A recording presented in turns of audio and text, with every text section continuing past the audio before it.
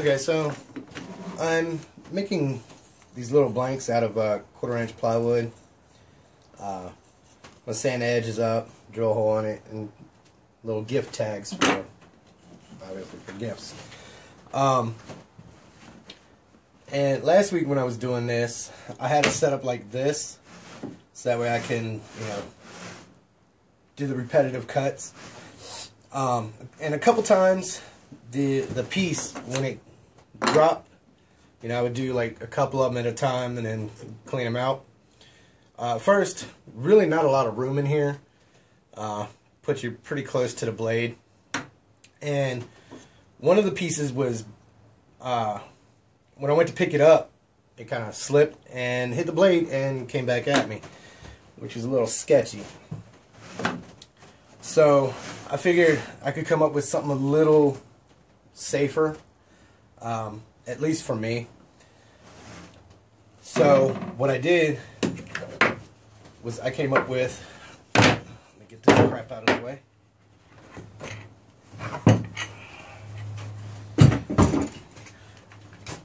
Little baby fence.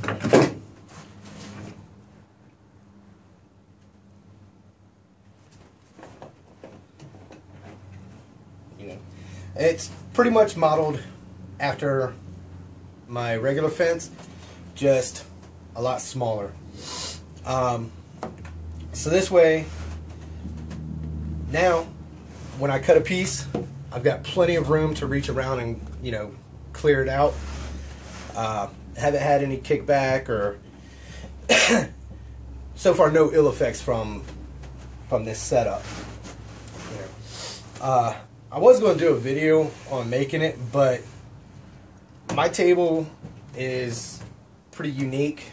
Not another one out there like it. Not exactly like it. I mean, I'm sure there's a lot of homemade tables, but my dimensions, my whole setup is unique. So,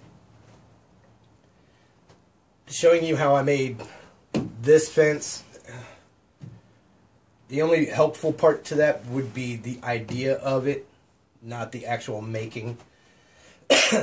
So I figure just showing it to you this way and showing you what it looks like while I'm using it, probably more helpful.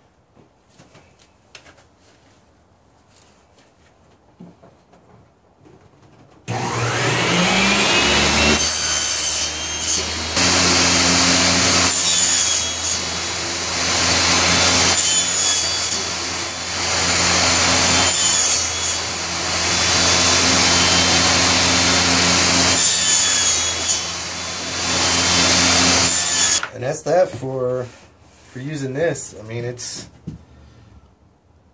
really not much to it, and I'm sure that one can be made for any table saw out there. Whatever, just an idea. Works really good for me, so I'm not complaining.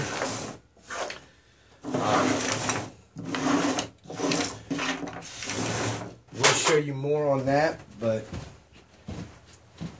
pretty much the rest of what I'm doing is sanding, and nobody wants to watch a video of anybody sanding anything. But this is pretty much what they're going to end up like. I do have a little setup on my sander. I just screw it to the tabletop, and I put the pieces in, and it knocks off the corner.